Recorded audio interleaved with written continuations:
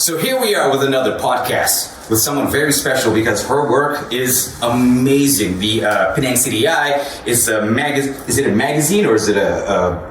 Yeah, it's we will state we are the City Magazine of Penang. Ooh, City Magazine. Wow. Yeah. So she's Chong Lee Choo, who's one of the founders of the magazine itself. There were two of you, and both of you were journalists. I'm a journalist, and my partner, my husband, he's an editor. He's an art editor. Oh wow. So the thing is, that's one of the things I was rather curious about when I read your profile. You've already published, based on the profile, 41 issues. Right now is at the fancy number of 42 to anybody who gets the reference. And one of the things that I really loved about your work is that and it also said in your profile, you were blurring the lines of traditional norms. So I wanted to highlight that because I'm just like, yes, the way you guys organize the layouts and the execution, it feels more like a creative art piece. Yeah, because I always tell my friends and readers, free is the most expensive thing because our magazine is free. It's complimentary magazine that give out. We print. Every issue we print 10,000 copy. So it's a free magazine, but we want to make it it's a kind of a collection. Like when you read it, because most we know that all the while when you have a free magazine or free booklet or something like that, or people will they normally they don't appreciate, or they just it's kind of information or all kind of advertisement inside. For our past experience when we see the free magazine, so we don't want to do that. We want to do the magazine is a content-wise magazine. That's why we start and that what we told our sponsor is Asia File. I always want to mention the name, our boss Asia File. Is a listed company in Penang. So they sponsor our project for 10 years. Yeah, this is years number 10, and we are going to publish issue 43 this April. So I also don't know. Also sometimes I wonder how we make it into a 10 years because it's a 3 months issue, is a tri-monthly, tri-month magazine. Sort of every 3 months. Yeah, every 3 months. Comes yes, out. every 3 months. Yeah, it's mostly the content is about. We can say that 70% is in Chinese, and 30% only in English. It's what my boss, also my sponsor, they want to highlight this because our boss is Dato Lim from Asia File. He's an English educated guy, Chinese Michael Lim. Michael Lim, yes, you know him, is it? Oh, we do our we cross paths. research before we start. Yeah. Especially Eugene, you're the man of. He always say that, you better do something I can read. So we keep that in mind. Okay, we do that. So he said that part we no need to do mostly because we have a team. Is most of us the Chinese educated one, yeah. So what we do all the while, we are very we keen and we very fluent on English writing, speaking, and others event making, all this in Chinese. So if in English one, so I have to select the writer that's I think really good like Eugene. Oh yeah, Eugene is contributing to the most recent issue. Yes, and others, and my another English editors and writer ST Ling. So what is the question just now? We were just talking actually. It wasn't necessarily a question, but I love the fact that you went through the whole breadth of the history of the magazine because I was just saying how you guys have celebrated your 10th anniversary. But here's the thing I'm also curious about aside from the art design. What inspired you and you said your partner? I think what we need here is the origin story. The origin story, the villain origin story. Origin, it's like that because when I was a journalist, I work in a mainstream Chinese paper. Okay, so Kunming Daily. Yes. So what was that? The what? Kunming Daily. Oh, Kunming Daily. Okay. Yes, it's a local Chinese press. I'm a feature writer and my work is writing columns and also feature story. Mostly it's about Penang lah. Everything about Penang. Mostly it's cultural, humanity or development lah. This kind of story, and also about food. I do a lot about food features in my work. Yeah, what is Penang without food, right? Food features. Yeah. So, like in my work, for that many years working in the Chinese daily, I always had a chance to host, like, because that time in years like 2000 something, there's a trend that Chinese media, they always invite these very, very famous writers or artists from China, Hong Kong and Taiwan. They come for give talk, seminars, and I always have a chance to host them because they want to come to Penang. Our newspaper will host the program, or they will beside of I interview them, they also have time to talk to them or bring them to jalan-jalan makan because they have times 2 or 3 days in Penang. So from this experience, when I be with these renowned writers or artists like they always mention, because Penang is a historical city, it's a historical city and full of story, but they say that it's hard to find a magazine or a book that can describe or explain Georgetown or Penang. No need is a complex or is a huge book, like just some kind of city magazine, like what is they can easy to find in Bangkok Singapore, Taiwan, and we only say Asia city no to mention Europe, and that is more common. So they will ask I think Penang should have this kind of magazine is easier for people to know and to love to love Penang, because Penang already so attractive, but they many info they still don't know. So I just keep that in my heart I say one day I will do it I say. So after so many years I work in this work as a journalist so I will I always maybe I can do something more than this beside of my this routine office life, and writing is for me already it's a daily job is okay it's nothing, is not considered a difficult one, but I just I feel that I can do something more than this, and then so after I quit my job at 2014 or 15. I quit, and then my husband quit first, and then we want to start something, we make the content. Our job is the scope is we're making Penang into content. Any kind of content it can be book, it can be van, it can be publication, anything So start from that.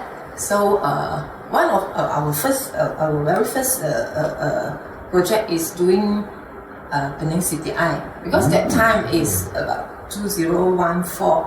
It's the member of parliament, this the Tanjung one, this the ex. Was that during Webisarial's time? No. He's the Tanjung one, Tanjung MP. Already no more in politics now. 2014. I might have to Google that later on. You should have a little computer where we can Google that. I got it in the show notes. Oh, is that, you got it? Oh, you got that all the ones I never read. Basic. Maybe we can rewind a little bit. So you don't just suddenly quit, right? Something triggered you, right? Yes, Was it meeting all those people?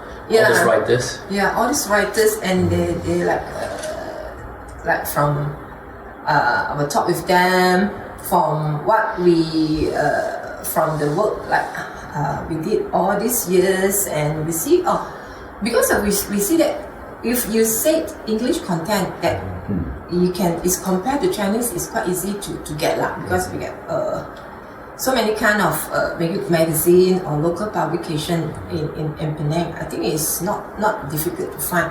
But in Chinese, they still have, but like it's kind of like very separately lah. So this author he published this one, and like all is not like gathered together. So we want to make a magazine that can like combine this all, but it's not the same content like we see in this paper, not in the newspaper. So we want to do something long form. we're making something is not. Yeah, it's not the same, or we don't want to do the similar one with the newspaper. So we try lah. Well, we see like what from our view lah, or what we feel that interesting or that we want to highlight. So we all put in our magazine lah. You know what I love about this story is like it seems that those who are rebellious enough, right, are the ones who kind of do really amazing things. You know what I mean? Because everything, Penang Hidden Gems included, your work as well. You know, it requires bravery. It requires bravery because a lot of people, you know, and I love that you mentioned it, that your job was good. It wasn't taxing. It was okay, but there was like this void that you had, and you're just like, I want to do more, which was 10 years ago. And then fast forward to today, you have this really amazing magazine with really out of the box designs, which I'm impressed of when you showed it to me, right? And so many years I was wondering, wow, this is a high production quality. Correct, it's very high production. You know?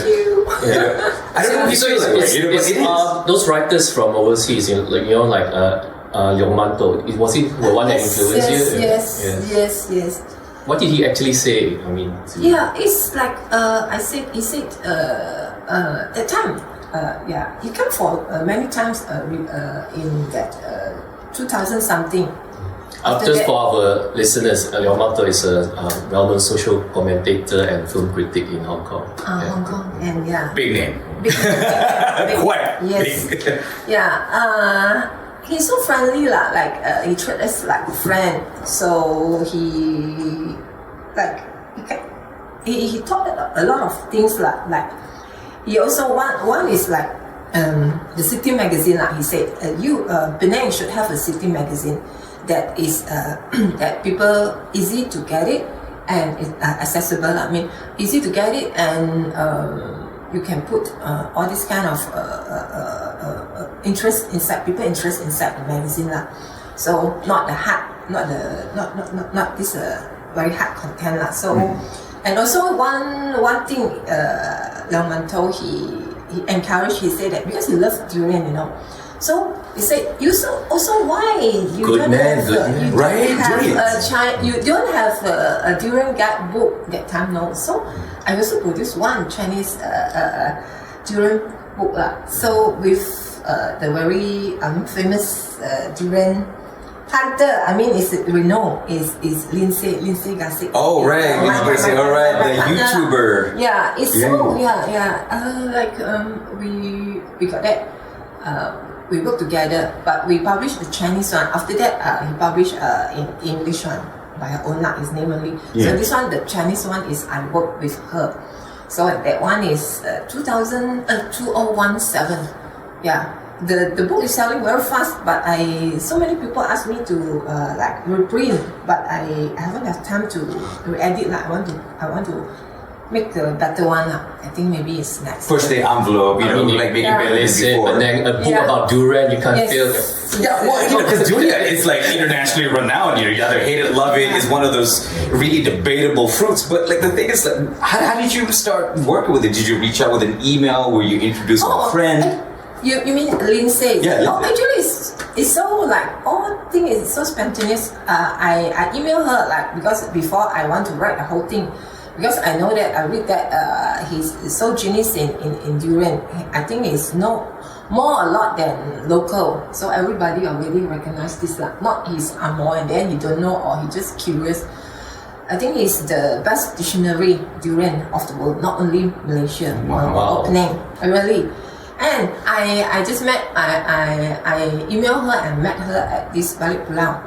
That time he's he worked. And he stayed and worked at this Baoxing durian farm, that famous. Wonderful view. This was yes. Actually, in every durian season in Malaysia her time will be in Malaysia. Like it's like in everywhere in the world. Wherever what country have durian season, she and her partner will be there. Yeah. Every durian season. Oh, Yes, okay, that yes. makes a lot of sense, right? Like Yeah. durian's not like a year-long fruit, right? Yeah. So something to look Yeah, forward it will to. be in Philippines, it will be Indonesia, it will be in Borneo, it will be in Sabah, Sarawak, and mostly the time from May to July. Most of the time they will be in Penang. Yeah. So like that time I emailed and I met her at this Potion Garden. So I just talked to her and I asked her some questions. And she just she mentioned that why don't we work together? You no need to interview me. Oh, she reached out. Yes. No, I reached out her. So my intention is just like I want to interview her. I ask her all sort of knowledge, all these things. But she after she know what I want to do and she heard what is my project. You say that why don't we work together? Yeah. Like not just like I interview you and then you answer. So that's why I start from there. We create this content. But all the while she already got his blog. He already write and document a lot about Penang, durian and Malaysia and also the whole world because you know in durian there's 14 countries in the world that got durian, not only in Actually, I Southeast did not Asia. know that. So Yes. only 14 countries. Yeah. Wow. Africa also have. There's durians in Africa? Yes. Oh, wow. Today I learned there's durians in That's Africa. why we have this podcast. We always learn new Yes. things. Oh my from our gosh. guests. This went there for durian and a lot of picture and a lot of story, and I always read and so amazed. Then India, and then Australia, because Australia our durian is the Australian durian actually Probably is in from Queensland, Penang. Yeah, it's from Penang.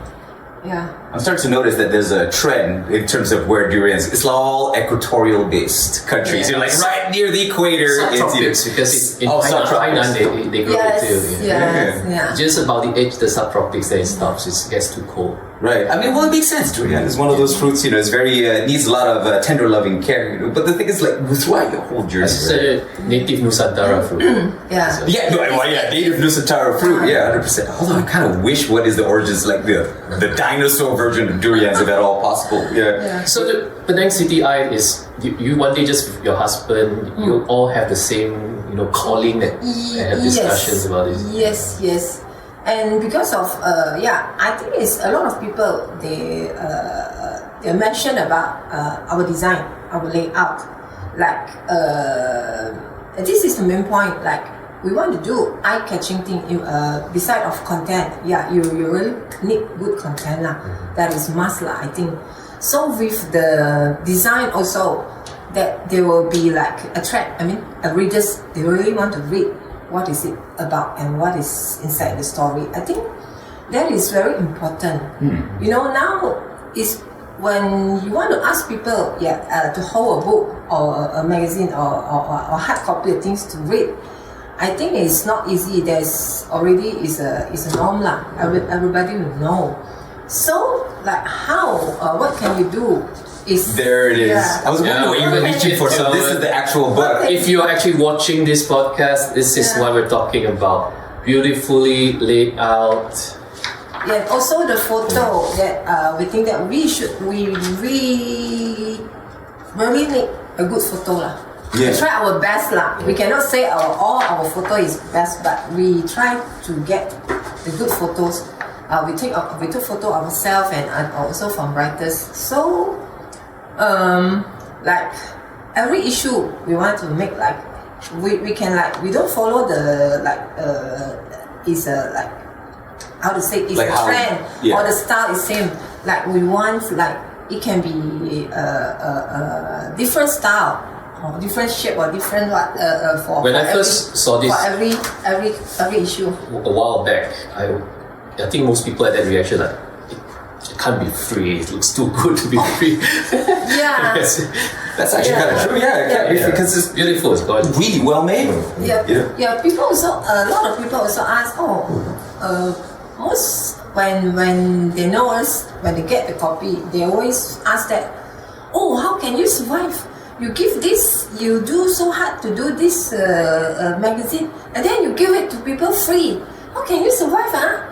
Then I will tell them, oh, no worry, I can survive for so many years because we're not just doing this Penang CityEye. Of course, I have to do many things.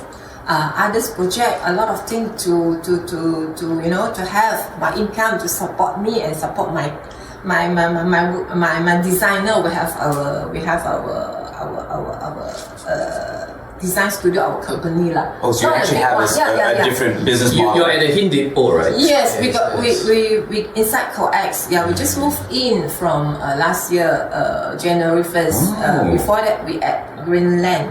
I'm just wondering if you are related to Book Island. Yes. Oh. Book Island is our indie bookshop lah. We sell it physically because we got that space downstairs. So you kept your stock in Greenland, right? Last time we at Greenland, so everything is there. Then because we not only selling book, like I say, we are like slash, we do all kind of thing in order to survive. See? Well, that sounds like really difficult though, because you have to like diversify many things, and there's only one of you. You can't exactly close. So how do you manage that? Well, I think your business is Penang. That's the just like your business is no different. Well, technically, it's not. That's why we're an NGO. So we don't have to worry about the profit and just do it based on the we sell everything about Penang content, everything about Penang. Like for our design, we also we have design work. Many design work to do is like some commission work. Like we are doing books design. Like we are producing book for like some college or university when they have their research. They want to produce. So you're a publisher too, yeah? Yeah, everything is half. We do that because we got our own editor that I can do that, and we got our designer, our in-house lah. So we do all these things lah from A to Z. This is one of our job is that we're doing publication. It's commission work from others. Can be individual, it can be some university, it can be some organization. So it's all kind of people lah. So we also do a lot of collaboration work with sometimes it's our local government lah, like some kind of this adun. From others, they have some project like they want. Mostly is for their community lah. Like like one example that I really love it is last 2 years is during the pandemic time. We're doing a project. It's a 50 years anniversary of this flat at this. How the Chapchichan is what is the name? Just before, it's just around before Komta. What is the name? Komta. Oh wow. Quite a large area. Yeah. I just find the name. Is that McCallum area? No. It's just near. It's a flat there. So it's a low cost flat. And 50 years anniversary. So they asked us to do a project. It's not a huge project. Just like they asked us to document how is the people life in this 50 years in this flat. And now and then all the things, so we collect the old photos of the residents and we interview them how they stay in this very, very small area. Yeah, most of them is is all these ordinary people, all these low income, but I think the story is amazing, like how they struggle life, but they're still like hardworking, Like how they persevere through everything. Is it public housing or just public housing? Yeah.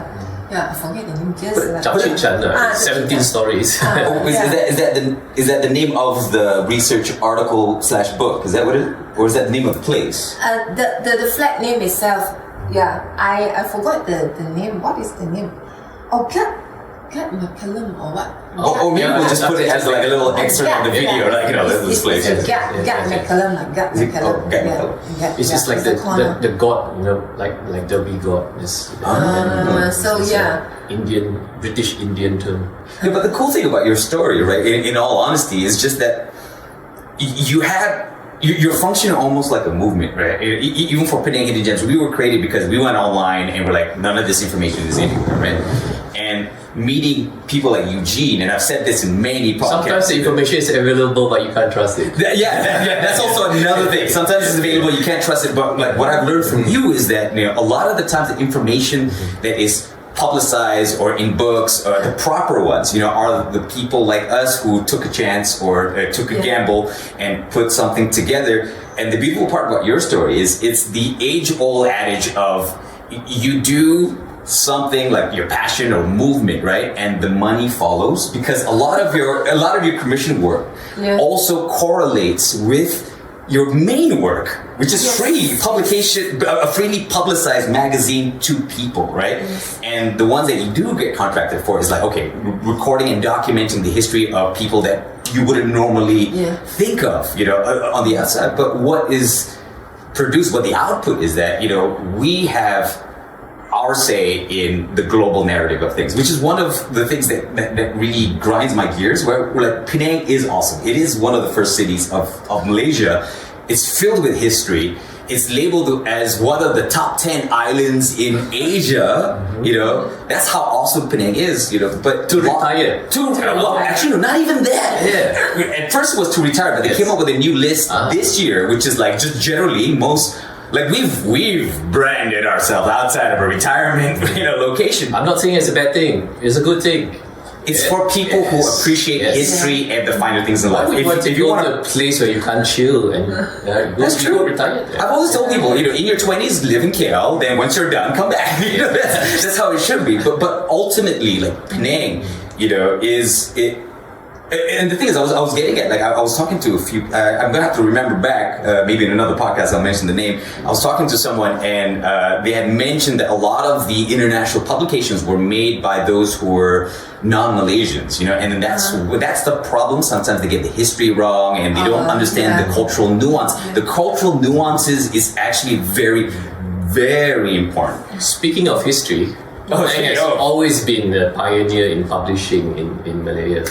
Literally led to the whether it's in the Chinese, English, or Malay, all the beginnings start here. Like I said, was it the 1911 revolution? Was it called Shanghai Revolution? Right. Sun Yat-sen, which also there's a library in near Armenian Street where Sun Yat-sen had his base. But essentially, he came to Penang, started 50 reading unions or reading clubs to sort of disperse the knowledge about China and all, because it was, I wouldn't say propaganda, but obviously you would never say anything bad about it. Just imagine during the Napoleonic Wars, we already had a newspaper. During the Napoleonic we had a newspaper. So in a way you're kind of like keeping up with the tradition here, where you have a free publication to the word of text and knowledge and stuff like that. But that I think is most important. Like Eugene, when you come up with your book, for example, right? That is a source for people like me to take and spread. We're all content creators. Just want to get back to the graphics. Is your husband's idea? Is it? Maybe you can introduce him a little bit. Shout out to him. His name, so that everybody knows. He's Chong Alfred lah. My friend call him Alfred. He's Chong. He's Kagwan. Then he's before also we quit his job as an art editor in the Chinese newspaper too. It's same like me, like we are both from Guangming. So like he read a lot, and he also from the beginning when you work in newspaper, he said he will know that design a good layout for a book or magazine for a reading material is so important. If not, like they will be wasting a lot of contents because we always see that there are some very good contents when you just do it in a very chinchai way, just to print out this the text all this photo and then into a book. Like people will be like wasting is like how to say that, it's like you just waiting the good content, you know, like all the thing will be like downgrade. So it's very important that we have to bring out, or we have to highlight to bring out all this the content, especially about Penang, because Penang already, like Eugene said, is so good, you know, we got this all kind of good content. So they also, because we can do the design or our artwork in like full range, is because of we got good content. There's also one of the reason lah. So if we want to do a good content, but basically it start from all this the very how to say that, is very neat work, or you have to concentrate, or you have to a very good beginning, like you have to, like, you get your research or get your story very details, and then after that, like, you want to take the people photos in a good way. Like before, if we got the content, we already think like how we're going to take this photo, like how the interviewers, like to show how it connect back with the story. So that is all we have to consider when you got the story. So it's not just go out there and you have, you know, so there's a lot of, do you think it's because you had a background in journalism? You can do it end to end. End to end, yes. Everything, like, you have to imagine, like, how you're going to show this story to readers, like, when you present in this way, is that they can attract the readers, or is that can attract them to read from the beginning to the last? I think that is quite important also. If not, like, you know, if you just you make it very, like, you just, like, put it there, you just simply put this photo and text together, and then, like, people just basically like 90% of the blogs online, like this is quantity, right? Just craftsmanship, the passion in it. So we don't know how's the end, like, people, I don't know that readers, is it they accept it or they like it, that one I cannot control. But what our part is, we try our best to you know, to present the content, what we have in hand. So I really don't know, like, people really appreciate it or they read it, but from the experience, from all this year, so we get so many, we have so many of the comments, and so many people, like, appreciate what we do. So from them, well, which is also why you're here on the podcast, because we all appreciate what you do, you know. I forget to ask Eugene before, hey, why you asked me to come for the podcast? Because we appreciate what you do. He asked me about what I was writing about. I gave him a copy. I was amazed. I was like, wow, you know, that was literally the first word I said. That's thank you can get on board. It's not every day we get someone who creates a magazine, which leads us to the next one. I think our listeners would like to know, you know, it's hard to imagine creating a magazine. What's it like, the story, the first edition? How is it done? Because we have the first edition of our podcast. I want to know. Yes, the magazine. Making of. It was rarely day one. What was it like? I think it's the name first, right? Yeah, the first one. Did the name come first, or you created it first? The name comes first, because we didn't know what is the content inside, what we want to do.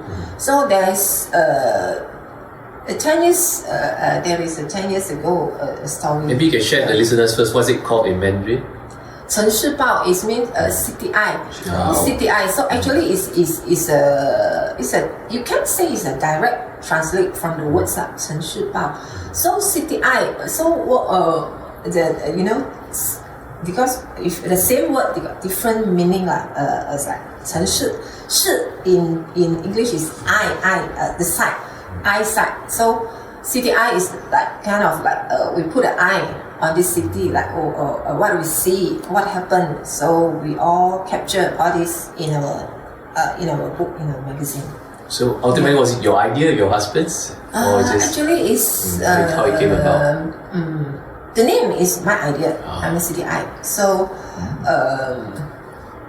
but the contents is we work together lah. And we, from the very beginning, we have others like others contributors and writers. They are from various places like there's some reporters, some writers, and because of like I know they work like they cannot commit their time because that time very first beginning we like very hardworking, very serious. So you were self-founded in the beginning. Yes. We only want to like meeting lah, what lah, have to discuss. Very beginning you will be like very hardworking lah. Like So like, why are we taking this so seriously? So when was for fun. this? Did it start in your house? No, it's at our Greenland. It's our. Oh, so you had a base of operations first. Oh wow, that's a risk. Yeah, because we want to start our new journey. We start a new our working studio. So everything start there. So I asked our contributors the very first time, we gather a few times together, but after that, we got to have their own daily job. Everybody like is so they're not free lah. Yeah. So day by day we say that we cannot rely on them lah. Actually we can like we do it ourselves, but ourselves like I can write it or I just like I will appoint or invite someone that like we want to work together with us lah, not like from the very beginning because we just formed. So we have like our like I don't have other choices or just start. So we learn from mistake lah. Like I invite the person that really busy, so they cannot commit times. So we work one or two or three articles. After that, like we come back to ourselves lah. Like okay lah, never mind lah. I do myself and others like whoever who want to join and then can join us lah. Right. So the thing is like, what is the most interesting story you've ever come across where you're like, I didn't know that and it just blew your mind away? Because for me, I can think of many and I've mentioned them in previous podcasts before, but for you, having operated this magazine for 10 years, I'm sure you've come across where you're just like, wow. Yeah. Actually, it's happened a lot of things lah. In good things lah, I can say, because you never know like how far the magazine can go. So what we do is like we just present all the content on our best lah. So like at the end when people come to Penang, because we put it in, we are working very hard, to put in various places. Yeah. Also, is in the KL, distribution. We do it ourselves. Like we go to many cafes lah, this heritage place lah. We distribute ourselves. Is because of we want to connect with the cafe lah. Like let them know that we really want your clients or customer or all these cafe hoppers or what, they can get the magazine or they can read the magazine while they are relaxing at your place lah, your cafe or restaurant. So after a few years already, the cafe owners, they always ask, hey, when your magazine out, they always the people they don't want to eat or drink inside, they just open my door and say, hey, where's the CityEye?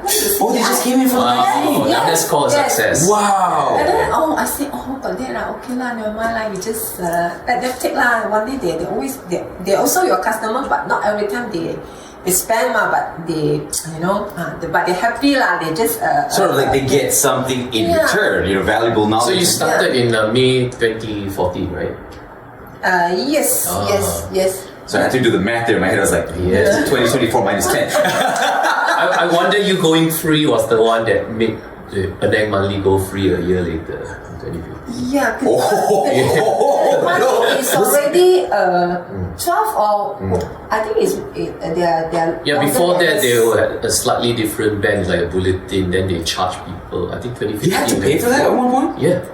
Oh wow! How much did it cost back in the day? I don't remember. Oh wow! So after that, they only give free, is it? Yeah, I think it's 2015. Quite the influencer, huh? You? They're just like, wow, this free one is maybe we should. No, we just speculated. Maybe we just speculated, but you know what? Because we're gonna ask Keeping to come on next time. Oh my god, yeah, we should ask him about that. That like just for fun, or see how he goes with the. Keeping, you're listening to this, you're next. But also like some serious readers they'll ask, hey, you got a chance, you publish this CityEye, and you publish a lot of the copies. But why don't you can you highlight some really important issue? Right. You know, like the development issue lah. You know, like this. These are the hot topics where hot everybody's topic. debating about. Yeah, the hot yeah. topic, all this. But I say that I know, and of course I know everything happened in Penang, but we don't want to do that. It's not because that we are not knowing, or we don't or we just deny that. I already know that our magazine, our style of content is the the people, the history, and everything's about Georgetown mostly lah, but also out of Georgetown. Sometimes it's like Seberang also. We collaborate with some KL contents lah, and meet some Singapore also. Sometimes also got Taiwan lah.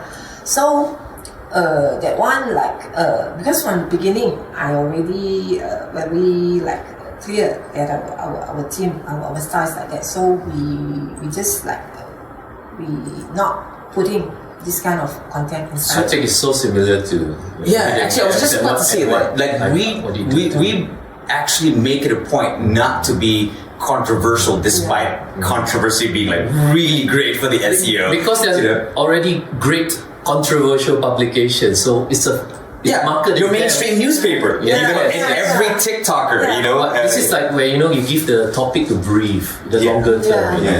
And these are just temporary things that the bigger picture, or go learn from the past and all that. You can't do that in the newspapers. Newspapers is a 24-hour cycle. That's true. And you're absolutely right. I think for me, I don't mean to criticize because I came from media as well, but more on the broadcasting. But that's one thing.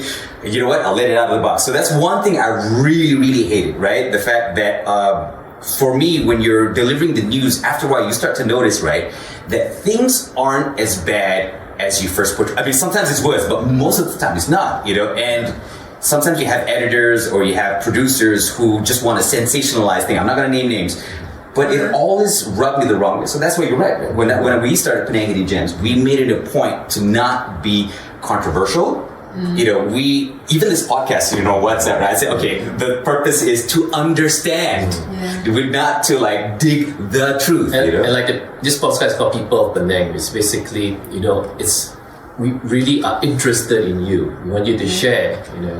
You don't come. I mean, not to say that your work is not important. I meant we found that the people behind all these great things that we love, right? Yes. There's something amazing about that, your story itself. Hence why, beginning of the podcast, I didn't say much. I was just listening to your story because it's amazing. You took a risk, and obviously I don't know all the details, but what you told me, you took that risk, and I am 100% sure everybody looks at are you crazy? I think we all can agree what we do in our different fields is community building in a way.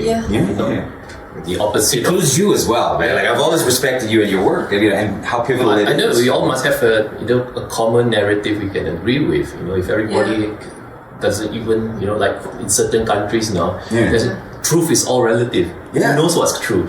And it becomes very confusing. And the thing is, that's one thing I really don't like as well. For me, I've always called it being on the other side of the Wizard of Oz curtain, right? Because when you're on the media side, especially broadcasting, you can see the effect that the news you provide out does to people, right? Because most people they don't have access to first-hand researchers. They're not there on ground, right? And the way it's phrased is very much clickbait. Right, and that's the problem because people get angry for no reason. And the 24-hour cycle. Sometimes there's a lot of incorrect stuff that is repeated forever.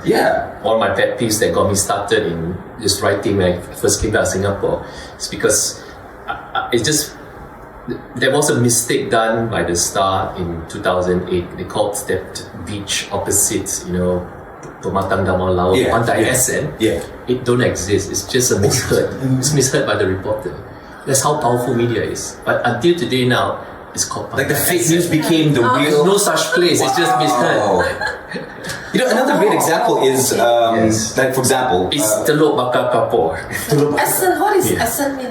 It doesn't mean anything. It's actually from the acronym PPSN. and somebody just heard the SN at the end. So they didn't hear the double P. PSN is the Nelayan's, cooperative. I see. Oh my, what? Yeah, it's probably like Pantai PPSN, but the reporter had SN, and then your reporter had SN. Okay. And some people then interpolate and say, "Oh, it must be the German city of SN." I was like, "Why would it be named?" Why would German? it? The thing How do you know? How do you find out this? This is my specialty. I like how you like perked up my special. That's how my career in Penang Monthly started. I think we told that in the other episode. I wrote to Keeping and said that there's no such thing, and all that. They said, "No, go blame the writer, which is Rexy," and all those good connections. Oh, Rex? Yeah, Rexy. Oh my god. No, he's not the one misheard it. He was just, by that time, it's already a decade past. Yes. Yeah. Oh, okay. And that's how we became close friends, and I became a Penang Monthly columnist. See, you have a back. We should do one podcast just me and you. But back to the misinformation thing, right? That's one example. But I think it'd be because I don't want to. No, misinformation is the power of media. Because they have lots of responsibility. Great power comes with responsibility. And that's not something that's recent. For example, rewind back. Francis Ladd, right? He never once said that he was the founder of Penang. He just rented the island. There was establishments and towns already. It wasn't until much later when they were trying to market Penang, his business partners it wasn't even that. It was a book written about, I think, his son or something, right? It was just mentioned that he was the son of the founder of Penang or something like that. Correct me if I'm wrong. I hope I'm not misinforming anybody, please. No, it's a complicated story. Yeah, no, but that's what I mean. It's a complicated story, but the output for the uninitiated is that Francis Ladd is the founder, which is... I think ours, I wouldn't say this is counterbalances just the 24-hour cycle. We have a longer, medium, and long term, like what we do.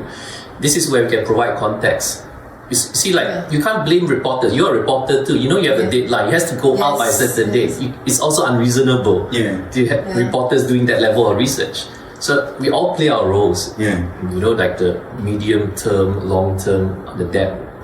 So the different varieties of media gives society a better understanding. The context. I'm not going to point to the education. It has nothing to do. I think generally the world, not just Malaysia, the world, we were never given a manual on, or at least a guide on how we should consume content. Because we came into this world just like, everything on the TV is right. This guy bad, this guy good, right? But in actual fact, and this is what I learned only in adulthood and doing Penang Hidden Gems, there's a process to it. It's called the reliability method, right? You look at a piece of work and you judge how reliable it is. And I was so happy that when we had coffee before discussing this podcast, you mentioned it because I just discovered it. But that really simple, because essentially what you're supposed to do, you're supposed to take information, news or whatever, process it, and then sabar, patience, and then move forward. That's the way you should do it. Speaking of the bad news sales part, it reminds me of something I read long time ago. I'm not sure it's a prank or not. I think it wasn't. There was just a day where the BBC's, short briefings said that the broadcaster just said that nothing bad happened today. There's nothing to report. Everything's good. So that's actually what happens when the world is working perfectly. So all you hear in news are just bad news. Oh my god. When there's good news, there's nobody saying, "Oh, that's good news. Nobody got killed today. Nothing bad happened." So you see, news has become like just negativity because I don't know how to feel about that. Do you hear good news? Usually you don't hear good news. It's all bad news. No, and the thing is, this is what I mean. So it's the bias, and you start to think that the whole world is collapsing because all you ever hear in the media is bad news. And then that leads to depression, that leads to hate crimes, that leads to people being because the thing is, ultimately, we human beings, we're very social, right? And when you get angry about something, people tend to clump up for no reason, and then it creates a lot of misinterpretations about other demographics when what we should be doing is like this, where we sit down on a couch and we talk about things. Since I'm in tech also, the modern technology, we have computers that crash, right? You ever seen the word exceptions? You say, this exception has happened, something exceptional happened. But when it's humming along fine, you don't get any messages. News is like that. It's like those error screens. Oh, wow. You're just reading all the error screens. This thing went wrong, that thing went wrong, this thing went wrong, that thing went wrong. The news is basically... I like how this podcast just lit up when we talk about this and stuff like that. Sorry, back to you. I'm comparing, yeah. But what do you think? I mean, because for me, I used to be a TV host. You're a first-hand researcher, but I like the perception of someone who was formerly a journalist. Do you think I'm a fool for thinking this way? You are? Do you think I'm foolish for? Yeah. I think it's what like you two discuss. I think it's for me it's wonderful. Like when you spark something out that you have something to say, something to discuss, and I think that it's good. Yeah. So to be fair to the newspapers, I mean here, like for example, take for example the Star with their second section or the NST or that, and some newspapers, they do have the lifestyle and the northern, the southern, the middle. That balances out. If people get to there, you get all those inspirational stories, community stuff. But the headlines are usually just bad stuff. See, that's the thing. That's something. Okay, I want to add. I don't like we're fanning, but that's not the point. But the thing is, for me, I noticed the decline was when my producers started to rely more and more on. At the time, it was AC Nielsen surveys and stuff like that. This is I love how she lit up. She knows exactly what we're talking about. Wow, we're all broadcast, people. But you know what I mean, right? It changed. It wasn't about the content and the quality of the story. It was more like, so we did these, but the numbers of distribution, how many papers or view, for me it was eyeballs, it declined. And then you get into this most absurd production meeting. I don't know if it's the same for you, but it was this production meeting, and what you're discussing is not about how do we relay quality information, what is important, what is not important. It's more like how do we get more people to view, right? And then you get really absurd ideas. That's why radio is constantly having all these weird things all the time. And I don't think that's right. I think the problem was when people relied on the numbers a little too much. Numbers is important, I do understand, but it also, I don't know, it bastardized the quality of our information. Yeah, that is one. When you talk about AC Nielsen, there's kind of the trend is about maybe 10 years or what it goes. Nowadays, the people even worse with analytics. News originally started, the printed newspaper already started as a social service. It's also a record of the community and society. But in certain countries now, it has become basically entertainment, or worse, it's just a product. Like junk food, you sell to people. The more you sell, the better it is. Yeah. So it has changed from its original purpose, which is to a social service. And the thing is, right, I don't want to blame the journalists who are working for the mainstream media, because I understand what it's like, right? It is very, very hard to go against your boss, especially when you have bills to pay, you have a family to feed and stuff like that, right? You have to make this choice. Am I going to go out there and be the bastion of truth and be poor? The world has hope because they went indie. That's where that was where I was trying to get. That's why I love what you guys are doing, because you took that risk and you have become, in your own right, and I'm sure nothing is perfect, but in its current form, the bastion of the cultural needle of Penang. You're moving it forward, and I'm glad that you survived. I'm glad that you survived. Thank you. You took the words literally right out of my mouth. Yeah. Because it's kind of do or die thing lah. Because my I think it's few years ago, Malaysia Kini, the Chinese version, the journalist, the interviewers also is about our work lah. Mainly is start from Penang CityEye and what we did for Penang lah and our work. So the journalists use lah. We can like go through all these years. Is just you want to do or you die. So you have to do everything. But when you do it, you just like I said, you have to do it in a clever way or a unique way, like what we did. That people like they seldom do or they don't do, like the contents like what we present, what we present in CityEye, and others collaboration work with different company or different counterpart lah. So we did that lah. So like we can say that it starts from content, but we diversify it to many things. Yeah. And I've also realized that in the beginning of this podcast you mentioned that you also took into consideration the photo, and because you don't have a boring format, dare I say, you're able to make the content interesting visually. I think the word is high production value. High production value. Yes. Yeah. It's like the Christopher Nolan of magazines. Sorry, I'm a huge fan. so like one thing is like I really happy lah. It's like that already I think it's our second issue or third issue. There is we got a page. It's a food because before issue 15. Our size is bigger. After that, we change it to the smaller one. It's easy to keep everything because that one is quite a big size.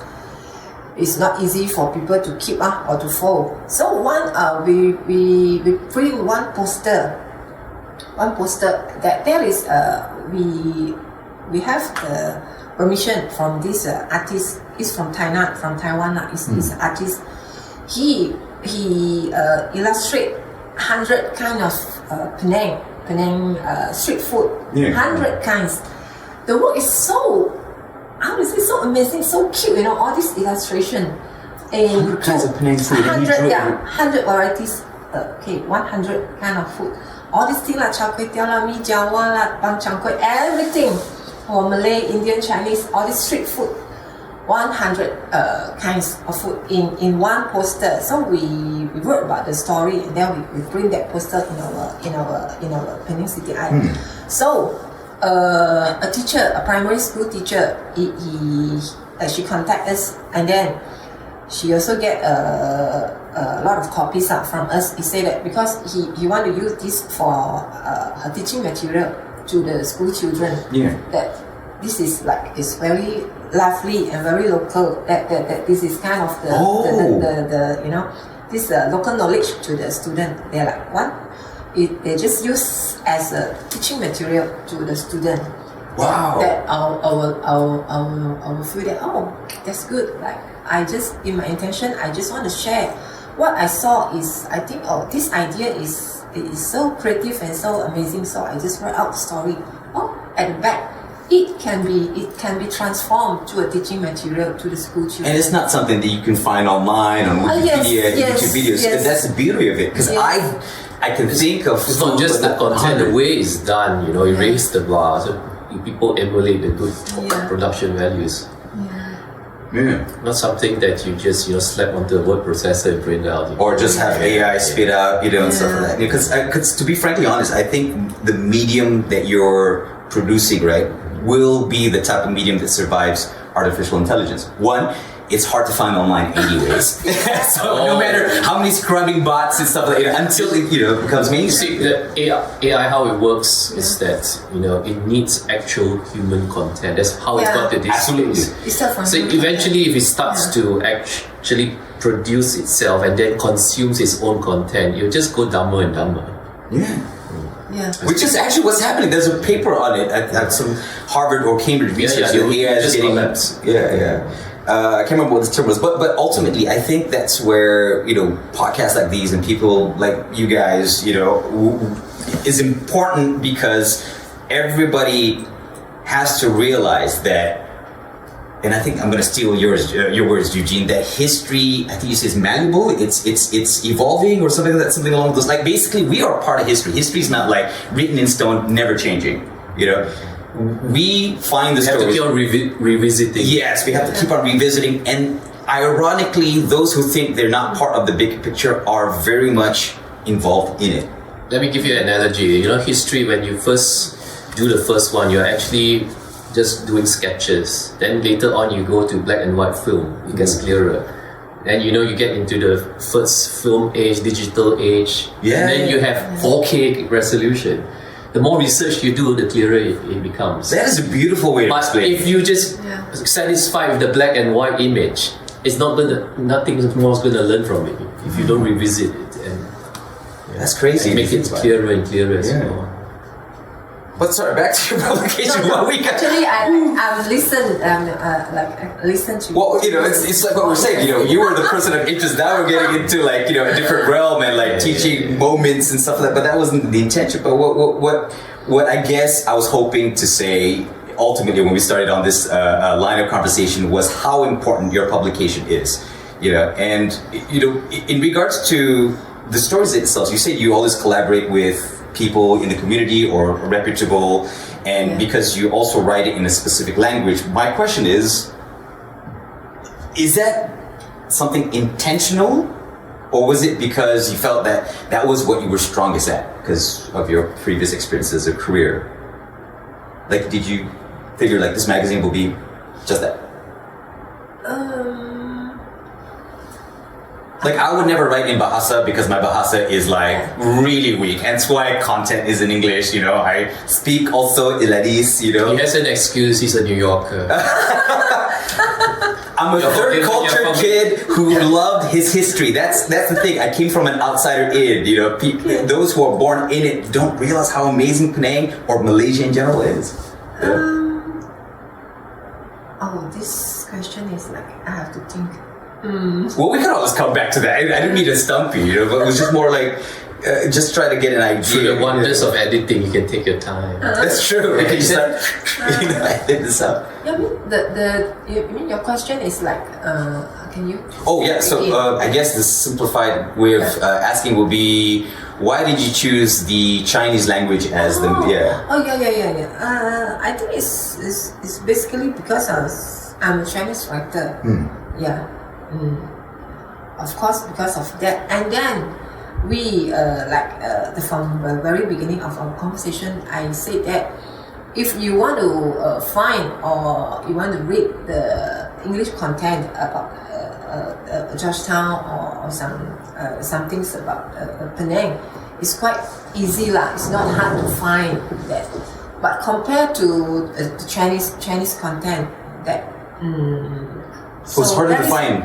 Yeah. Is I mean, if you say Chinese publication about everything about history, sure we have these books like everything, but there's something that easy to access like for this Chinese content about the Penang, about you can say it in Georgetown, so. There is not easy to find, so that's our point lah. We do that. Do you think that's also this is not like limit to this our local Chinese only. That we can go further for this China reader, China, Taiwan and Hong Kong.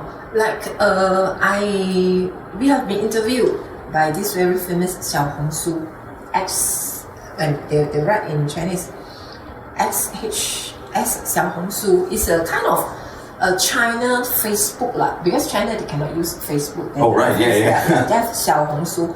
It's kind of it's similar. They have their own this company, they have their own magazine. So the magazine have their own this podcast channel lah. So they interviewed us.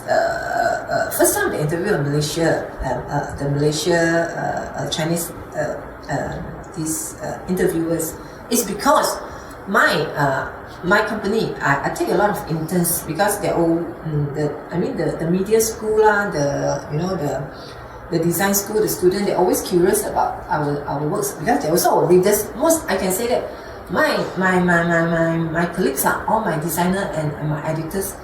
They are all our Penang CityEye readers. They are from readers to come in as interns and to as our staff. That we work together. Yeah. There's not like when they come in, they already know us. Not like they just want to. So they're not there just for the job. Yes. They love the content, they consume it, and they're like they want to contribute. Yeah. Wow. So. Like I said, this China Xiaohongshu, they interviewed us about what we the interns from Penang CityEye is from this China very famous university, University of Fudan, and then she's a local Penang girl. After finish her intern in CityEye, he go back to university and he interned second time. He's so hardworking girl. Then he purposely choose this huge media company, Xiaohongshu, and then he interned there for a few months. And then we bring also our magazine there to show us, oh, this is my ex-intern company and what we do. And then the editors saw that also. Wow, they're like you also. They say, oh, this is very interesting or amazing. Like, can we talk with them? So the interview Esa. So through the his producer podcast, and then when they come out because of why now they got this how to call when this China visitors when they fly to Malaysia is how to say that it's a free they don't have to visa free. Visa free. Just recently, yes. Yeah, just recently from this January of 2024. From this January, they purposely do because they know that it's a visa free to Malaysia, one of the country lah. Because they're also now in Singapore and Thailand and Vietnam also visa free. So they want to do because of they feel that for Chinese people when the first time when they come to Malaysia they should visit Penang. And then from what they heard from me and from what our magazine showed. So after that podcast they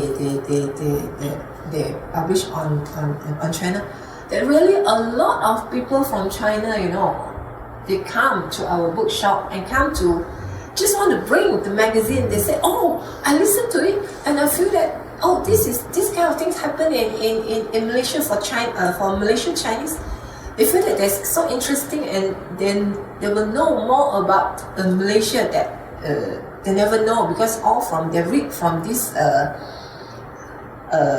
how to say that they read from they not Google, they read from the content that they got in China is totally out of their mind when they come to Malaysia, come to Penang. But people from China, they are like shocked at the diversity. You know? Like even if you're a Chinese publication, mostly it's the topics covered like the Indian culture, Malay culture, mixed up culture, Norian culture, British history is all a big.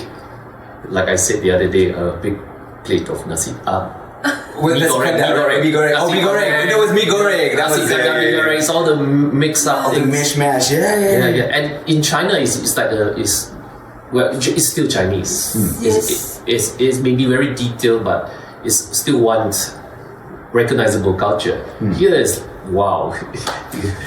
Remember when we did that podcast with Puan Haja from Tourism Malaysia? Right? I did this analogy where I always felt that Malaysia was like a beautiful woman that didn't know she was beautiful. Women because Mother Earth guy, right? So. She doesn't need the fancy bags and dresses and makeup. Her natural beauty is what is most beautiful about her, and that's Malaysia because we have all this, and we sometimes look a little too far to the west, And for me, I always tell people I grew up in the West, and I came here and stayed, and the reason for that is because we have a very complex, intricate history on one of the most busiest shipping lanes in the world next to the Suez Canal. And we don't realize it, or most people don't realize it, it's because we were born in the place of awesome. It's normalized until you go overseas. And I confess, sometimes when I see other people's pictures, like, oh wow, this is great food. I'm like, that's bland. That's not amazing. It's amazing because it's new to you. It's like, it's in a way you're going overseas and being impressed by mediocrity. As opposed to me, I came from the West to Asia and I was just like, this is beyond anything I have ever experienced. Not just people from the West, people in China have come here and said that it sounds strange. People want to go back to China to learn about China, but actually when they come from here, they were shocked because the part of ancient China that's missing, all our traditions, are still here. Yeah. Because of the Cultural Revolution, they want to modernize. All those traditions are no longer around. A lot of things destroyed, or there is. Like even some of our festivals, it is totally alien now. So we're like a bubble of preservation of their the ancient Chinese. What do you call it? Because it's not Chinese, the modern China, right? Yes. It's so we're post-revolution. Yes. Wow. It's also another pocket would be Spanish culture in Manila because Catalan culture was preserved for 300 years there in the bubble to something like the Chinese culture here. Right? In a way, it was saved by being exported elsewhere from its original homeland. Yes. And it's a shame that not many people know about it or venture out and make it into a business like what you've done with your publication. You know, it's like everybody wants to do the right thing, with big air quotes, the right thing, you know, like properly live your life. But the right thing, believe it or not, is in the gray areas of life where you take risks, the adventure, you know, you really dig into stories and question certain historical narratives and find out the truth. Like Eugene, especially you, when I first met you during the Mount Erskine tour that you did, I didn't know Mount Erskine was misnamed. I did not know too when I started. Really? That's why I couldn't find anything about it. But then again, right? Your tour became the bastion of truth. We found out exactly what the real, honest truth is. We know why it happened. It was developers and a mistake and stuff like that nobody corrected. It's the scientific approach. You don't go in with preconception. You go in with an empty mind. It's like, okay, people say it's called that. Doesn't mean it is correct. We have to find the evidence. If we just take it at face value, we wouldn't have learned anything. I mean, imagine how many people just live in the bubble, never knowing what's on the other side. That's a scary thought. Speaking of the language, which you already started about why it was in a language, I think it's very important to have, you know, one of our strengths is the multilingualism, you know, the different thoughts. And I think the next one, we need some publications in Malay. There's also a scarcity of actual publications in Malay about Penang history. Oh wow! It's a scarcity. There are a few groups now about mainland history. If you're listening to this, you probably people are doing a good job. Continue that. But it's still there are not much books about it, and this leads to the historical problem that we have, the Eurocentric. Because why? Well, because there was no culture in recording it in your own mother tongue. So not to say there's no history, it's not recorded. So this could be fixed if there's start develop a culture in like Chinese, Malay, and all that to document Penang from various parts. Yeah. Because in 100 years from now, you have the same problem if you don't document it. Yeah. That is why we are going to physical copy. Also our boss our Asia file, our boss, he said in the very beginning, he said this is, you can say it's quite an old school that he sponsored a project that print copy, you know, but he said that if you don't document all these things in a copy, in a hand, so after so many years, you know, all these things gone, or no, you have no evidence, or you have no contents what to refer, you know, what happened all this year to Penang, to Georgetown. So this is our boss' main point also. He want to get things that document. When you say boss, you're talking about Dato' Lim. Yes, Dato', yes. Going there a little bit. So after you got your first copy out using your own money, I assume, do you have any ideas to approach him or whatever? How did he come into the picture? It's from the first copy already sponsored by this Asia Food. Okay. So now we clarified that. Yes. Oh, so you wouldn't have been able to start if he didn't believe in the project. Yes. Oh, yes. wow. Did he approach you or you approach him with the idea? No, actually it's approached by our ex-MP, this member of parliament, because he want to start the member of parliament. Yes, because he feel that it should have a book, a magazine for Georgetown. So somebody introduced him so he approached this Dato', and then Dato' said it's okay. So we all just started from there.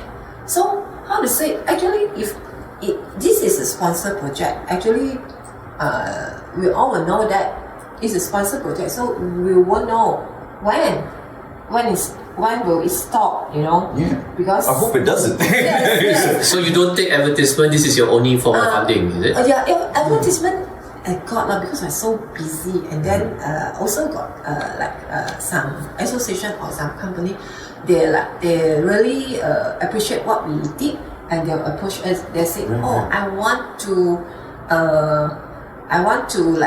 contribute a bit lah, but to your to Penang CityEye. Then can you do something for us?" So I will do it in an editorial, but we do it in a content-wise that suit our magazine, that it don't look like basically like a cheap catalog, No. So we just all the while they have people who come up say, "Oh, I think I have to support you. I appreciate what you all did for Penang." So we did it also. So we put it as the editorial. So this is kind of say this is advertisement, but not much of the menu.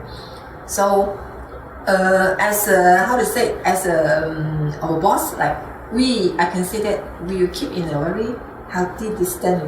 I cannot always bother boss. Hey, boss, can you give us more allocation or what? So we just plan ourselves how we can go further through. So we use it as a platform. So we do other things that. Also connect back to our contents. So Penang CityEye is a non-profit company, or how does it work? Yes, it's non-profit company. It's like our one of our company project, but it's it's just it's a funding project from a listed company. I don't think people realize how powerful having a non-profit or NGO is. And people always think, a lot of people ask, "Oh, I thought Penang government give you all this money and then you can print a lot." I said, no, it's 0 within cent. the reach of everyday 0 cent. I don't have any. I don't. It also gives you the powerful thing is called your editorial independence. Yes, you don't. Yeah, yes, that you is don't count out to anybody. You know what I love most about starting an NGO or an NPO instead of a Sdn Bhd or a corporation, right? Is people don't understand how big it is to not have to think about profit, because we're so ingrained, and I'm not just talking about Asians, I'm talking about the world, especially Americans. The idea of profit, right, is only one part of how society works. Everything does not have to be about profit, and there are systems in place where you can start an NGO or a non-profit or a association, majlis, a council, And this is entrepreneurship too. People associate entrepreneurship with making loads of money. This is social entrepreneurship. And I think the one question I hate the most for the uninitiated, and I get this a lot: how do you get paid? How do you survive? And the thing is, right, it's such an alien concept that I have to tell them is you're already thinking like a Sdn Bhd and stuff like that. I always tell them Sdn Bhd, corporations, monarchy, NGO, NPO, democracy. That's how you have to think about it. But the idea of no profit, how do you make money? It's life is just sometimes not about making more money. Money comes, everybody gets paid. Because everybody has bills, everybody gets paid. But profit is not on the table. I think people don't realize that. And that was one of the things I hated the most working in the broadcasting industry, where it is about the profit. And it demified and it bastardized the truth to the point where here we are, 2024. Look at the content of our, people don't trust the media. The media is all about clickbait. People are so partitioned. They're so angry. They're so depressed. They hate each other for no reason. And everything, honestly, I wish I could punch every editor in the face because it's their fault. It's also it's also typical of of large organizations in general. Yeah. Because now we all doing entrepreneur things again. We do whatever it takes to make it work. Yeah. Get that set up there. But guerrilla. Social So, entrepreneurism at its best. When you have a large TV station to run, you start to think like a large corporation, Right. and then all the there's one guy who makes the tea, one guy who adjusts the mic, one guy who changes the bulb. Then the cost goes up, and then you have to make profit. Yeah. So a lot of times it's because the unnecessary increase in cost, then you have to compensate the increase in profit. Yeah. If you learn how to be an entrepreneur, like startups, then you could Or even worse, live cheap. even worse. Most CEOs, right? Their KPI is the value of stock for like listed companies, right? That is a horrible way to ensure the productivity of your product and also human civilization. Because stock market is all about speculation. Hence why every single time, right, a company stock needs to go up, what do? They fire everybody. They're literally, it's like what they're doing is that they're cutting their ankles off just to make that extra blip on the stock market. And then that's why whenever things are bad, people are like, why does the CEOs get this big bonus? Because they managed to get the thing going up. Everybody else suffers. Families get displaced. Children, have horrible childhoods and stuff like that, But CEOs get a 20 million bonus because why? Couple of blips on the stock market. For me, I think, I'm not saying capitalism is wrong, right? Capitalism has its place. But people fail to see that capitalism wasn't the only system we built within our society. We had fail-safes. We have... The problem comes is when you make money for the sake of making money. Correct. If you do something of value and you get compensated, that's a must. Yeah. Yeah. Even like your publication and this podcast, it needs funding. Yeah. And if you like this podcast, no sponsors on this podcast so far. But you're right. It's how we started off is like how you started off with our own pocket money. And the thing is, there's a difference because when we put money in our NGO, and I'm sure you feel the same with your NPO, you know that sakit now, it's hurting now. I don't have this money now. But you have this warm feeling inside where like, I'm doing something good. And I think people, we have yet to figure out how to monetize that feeling.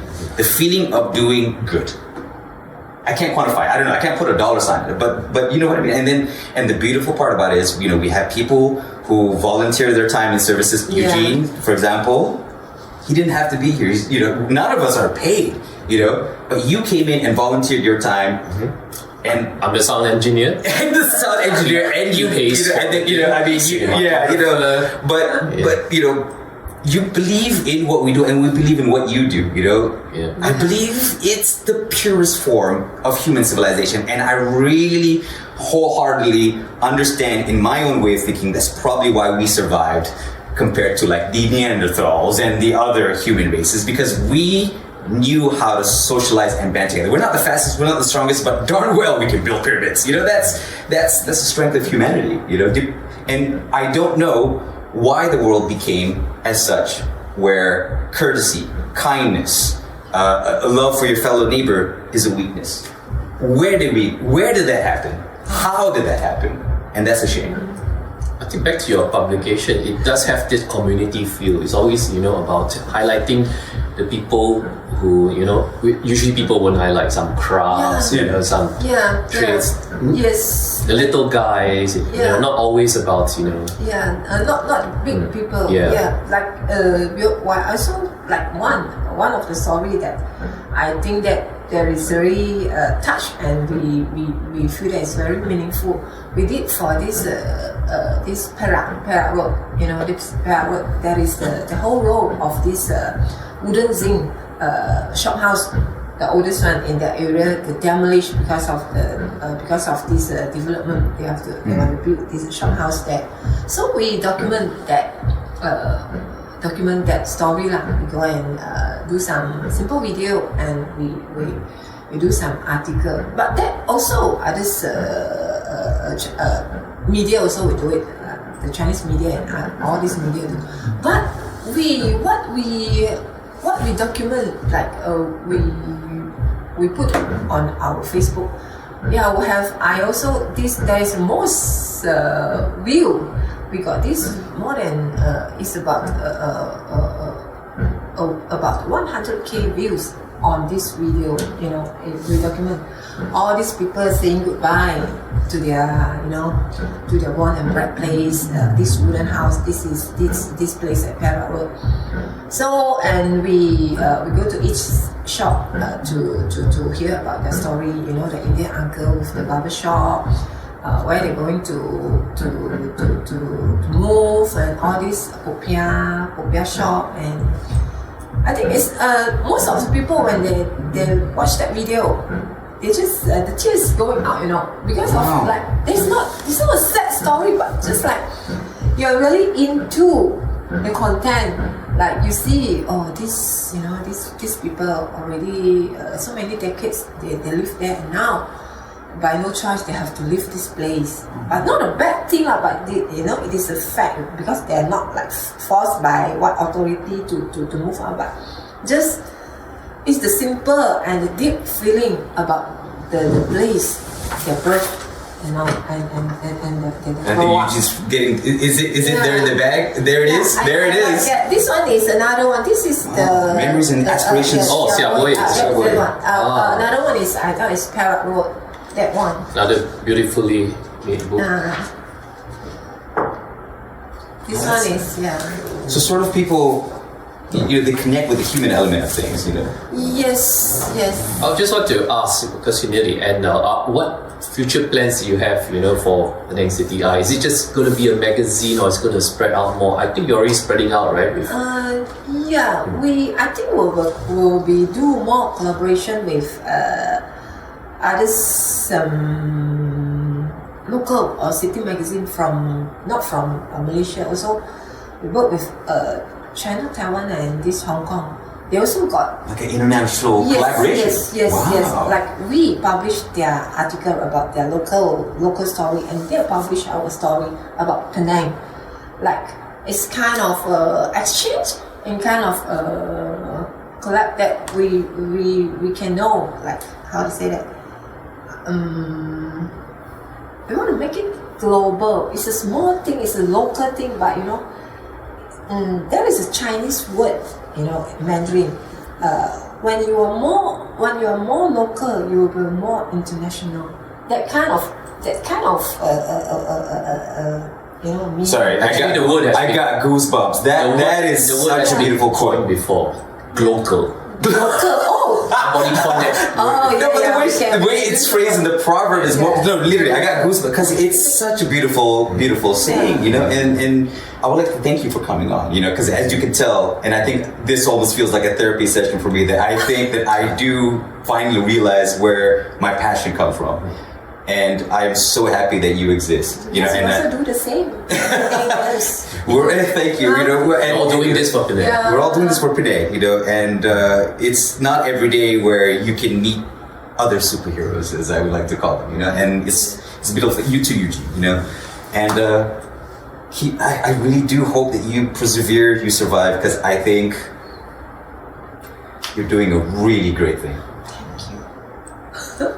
All right. Anything you want to say, Eugene? I'm sorry. No. It's a wonderful session, and we're looking forward to the next copy of Penang CityEye. Because I got Eugene's story. Oh, okay. Make it a beautiful